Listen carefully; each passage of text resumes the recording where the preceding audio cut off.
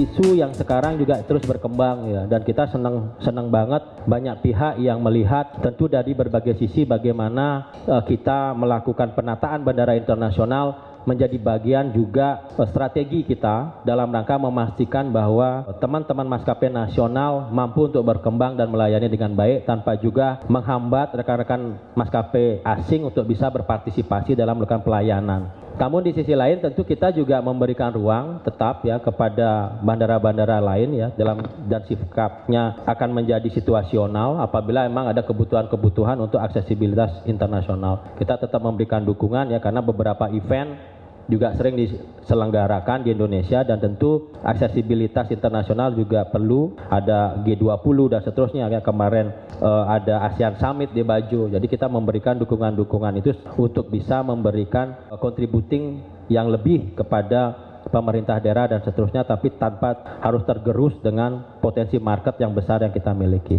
Memang kita melihat suplai menjadi persoalan besar, tetapi suplai ini menjadi persoalan besar apakah karena input cost yang tinggi atau juga ada barrier-barrier lain yang juga mengakibatkan suplai menjadi tidak optimal. Nah inilah yang sekarang kita dorong tadi masalah keterbatasan spare part dan seterusnya, ada global supply chain kendala di situ, ada perpajakan dan seterusnya yang terus kita kolaborasikan dengan kementerian dan lembaga terkait. Kementerian Perhubungan nggak bisa sendiri, apalagi Dirjen Perhubungan Udara, kita di bawah kendali Menko Kemaritiman dan Investasi sudah ada working group yang melakukan ini dan melihat secara lebih detail possibility yang bisa dilakukan. Bagaimana masalah efisiensi dan efektivitas berkaitan dengan biaya bahan bakar dan aftur ini yang memang menjadi komponen terbesar. Bagaimana juga kita memberikan ruang, kondisi daya beli memang tergerus ya. Jadi kita tidak ingin serta-merta menyatakan teman-teman maskapai dengan kehit dengan situasi ini kemudian tidak juga melihat bagaimana sebetulnya daya beli yang sedang dihadapi oleh masyarakat. Jadi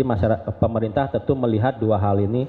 Adalah tentu kami dari Kementerian Perhubungan karena peran kami mengkoneksikan daerah-daerah terluar, terpencil dan perbatasan, kita akan memastikan terpenuhinya konektivitas ini.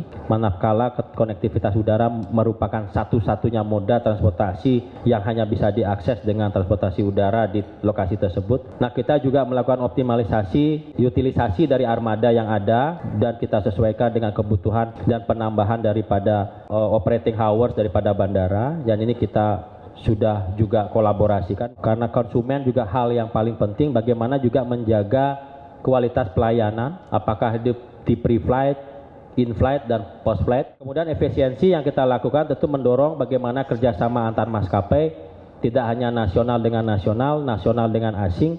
Kita juga dorong penambahan armada juga sedang berjalan ya.